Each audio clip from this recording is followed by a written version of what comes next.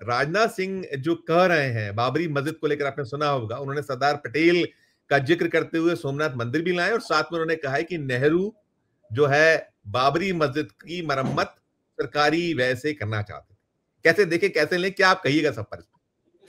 देखिए, जहां तक मुझे याद पड़ता है, बाबरी मस्जिद राम जन्मभूमि आंदोलन 90 के दशक में शुरू हुआ था और तब से अब तक कितने दिन हो गए? 35 वर्ष हो चुके हैं उस आंदोलन को शुरू किए हुए। राजनाथ सिंह जी ने ये जो जानकारी दी है, देश का जो ज्ञानवर्धन किया है, इस तथ्य को अभी तक वो कहां छुपाए हुए थे? आपको याद होगा, उन दिनों हम लोग पत्रकार वो देख रहे थे कि सारे देश में किस तरीके से धर्म के आधार पर ध्रुवीकरण किया जा रहा है। लाल कृष्ण आडवाणी ने सारे देश की एक राम मंदिर यात्रा, राम रथ यात्रा की थी। उस रथ यात्रा में लाल कृष्ण आडवाणी ने भी कभी ये जानकारी नहीं दी। जो वहां पर साध्वी रितंबरा थी, उमा भारती थी, ये लोग बड़े बड़े आग उगलते हुए भाषण दिया करती थी, उन दोनों प्रवचन दिया करती थी। मैंने तो उनके प्रवचनों की एक समाजशास्त्रीय व्याख्या भी एक बार की थी। उन्होंने भी कभी ये जानकारी देश को नहीं दी है। जो बजरंग दल वाले थे, विनय कटियार, उधर जो अयोध्या में जो लोग थे, उन सब लोगों ने भी कभी, चाहे वो महंत नृत्य गोपाल दास हों, कोई भी हो, मत कभी भी देश को ये जानकारी कहां छुपाए हुए थे अभी तक वो? इसका सीधा मतलब यह है कि ये एक गढ़ी हुई जानकारी है। अब समस्या क्या है कि रक्षा मंत्री ने जो जानकारी दी है, ये जानकारी देने का जो यत्न किया है, उसकी जांच करने का हम लोगों के पास और कोई साधन नहीं है।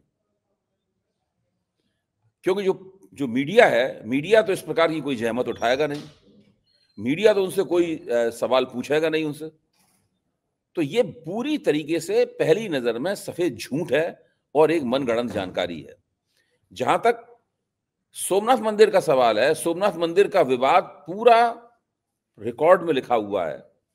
इसमें भी किसी किस्म के भ्रम की कोई गुंजाइश नहीं है कि कौन क्या चाहता था और किसने क्या किया। जवाहरलाल नेहरू जिस प्रकार के जवाहरलाल नेहरू चाहते थे कि राज्य की संस्था का कभी भी किसी भी धर्म के मामलों में हस्तक्षेप न हो। वो सेकुलरिज्म का मतलब समझते थे कि राज्य को सब धर्मों से बराबर की दूरी बना कर रखनी चाहिए और ये राज्य का काम नहीं है कि कोई मंदिर या मस्जिद बनवाए वो।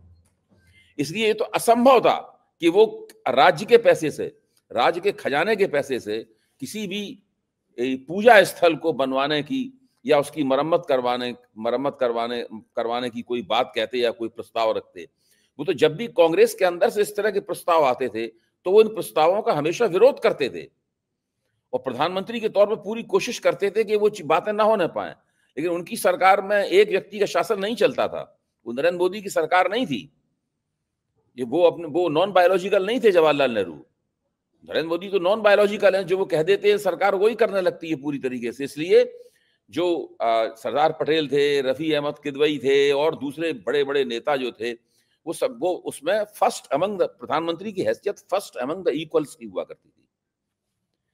इसलिए दूसरे लोग भी जो बात कहते थे उन पे भी जो है उनकी बात भी मानी जाती थी, उनके प्रस्तावों पर भी विचार किया जाता था। जैसे राजेंद्र प्रसाद थे, तो राजेंद्र प्रसाद चाहते थे, राष्ट्रपति थे, वो मान लीजिए बनारस गए, बनारस में राजेंद्र प्रसाद ने ब्राह्मणों के पैर धोए, तो जवाहरलाल नेहरू इसके पक्ष में नहीं थे, उन्होंने इसकी आलोचना की और उनका मानना था कि ऐसा नहीं होना चाहिए। लेकिन ऐसा नहीं है कि आपका वो कट रहा है हल्का सा, आप इस तरफ खिसक जाइएगा, मेरी थोड़ा सा हल्का सा आपका, बस थोड़ा सा मामूली जी। उनका मानना था कि ऐसा नहीं होना चाहिए। वो जिस पद पे है उस पद पे इस तरह का आचरण नहीं करना चाहिए। लेकिन ये हुआ, इसका मतलब ये नहीं है कि जवाहरलाल नेहरू के राजेंद्र बाबू से संबंध खराब हो गए, इस तरह की ऐसा कुछ भी नहीं हुआ। तो वो बिल्कुल अलग किस्म का जमाना था, अलग तरह से पूरी राजनीति चलती थी, नेताओं के संबंध अलग तरह के थे, सब लोग राष्ट्र निर्माण की प्रक्रिया में लगे हुए थे। छोटी मोटी बातों पर जो मतभेद होते थे वो उनके आपसी संबंधों के और जो गवर्नेंस वो दे रहे थे और देश का नया राष्ट्र बना रहे थे उसके आड़े नहीं आते थे।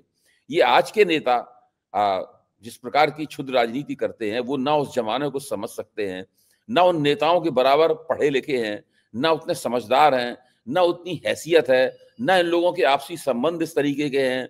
न इन लोगों के पास वैसी कोई दूरंदेशी है। तो ये लोग तो जब उस जमाने के नेताओं के ऊपर टीका टिप्पणी करते हैं तो उसको देख के केवल हंसी आती है और अफसोस होता है, और इसके अलावा और कुछ भी नहीं होता।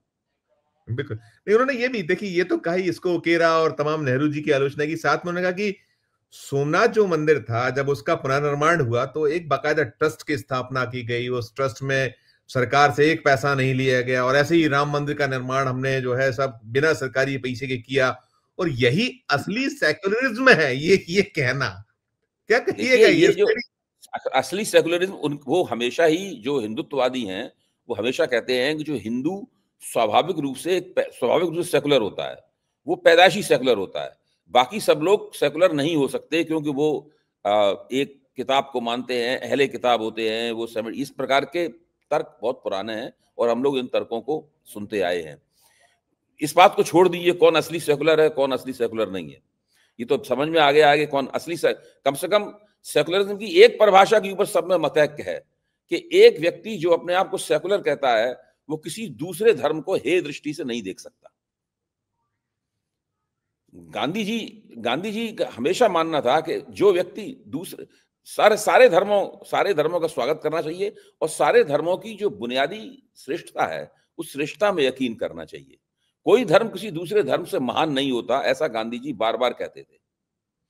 यहां तक कि जब स्वामी दयानंद सरस्वती का लिखा हुआ जो ग्रंथ है, बहुत उनके आर्य समाज का प्रमुख ग्रंथ है सत्यार्थ प्रकाश, तो गांधी जी ने सत्यार्थ प्रकाश पढ़ने के लिए मंगवाया।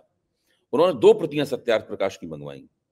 एक प्रति में वो पढ़ते जाते थे और जहां कोई समस्या दूसरी प्रति में वो निशान लगाते जाते थे और उसमें अपनी टिप्पणियां लिखते जाते थे। उस पूरे सत्यार्थ प्रकाश को पढ़ने के बाद तो उन्हें गांधी जी ने बड़े अफसोस करते हुए वक्तव्य दिया कि मैं स्वामी दयानंद सरस्वती का बड़ा सम्मान करता हूं, इतनी महान हस्ती इतना खराब ग्रंथ लिखेगी ये मुझे कभी अंदाजा नहीं था। क्योंकि दयानंद सरस्वती ने उसमें क्या किया धर्म में, उन्होंने वैदिक धर्म के मुकाबले बाकी सारे पूजा पद्धतियों को, सारे धर्मों को हे दिखाया है, तुच्छ दिखाया है। और उसमें उन्होंने सिख चाहे खालसा पंथ हो, चाहे इस्लाम हो या चाहे ईसाइयत हो, कोई भी धर्म हो, सबको उन्होंने बहुत बुरी भली बातें उन्होंने उसके अंदर सत्यार्थ प्रकाश में कही है। इस बात का गांधी जी ने विरोध किया था। तो सीधी बात यह है कि जो व्यक्ति सेकुलर अपने आप को कहता है वो पश्चिम से आए सेकुलर विचार का हामी हो या ना हो ये तो छोड़ ही दीजिए, भारतीय संदर्भ में कम से कम वो इतना मानता है कि भारत के सभी धर्म, भारत में जितने भी धर्मावलंबी हैं, सभी धर्मों का समान रूप से आदर किया जाना चाहिए। कोई एक धर्म अपने आप को महान बताए और दूसरे धर्म को तुच्छ बताए, ये बिल्कुल उसके अंदर किसी भी तरीके से संभव नहीं है और हमेशा उसका विरोध किया जाना चाहिए। ये सेकुलरिज्म का एक मोटा मोटा मतलब समझता है और राज्य की संस्था को सभी धर्मों से बराबर की दूरी बनाए रखनी चाहिए।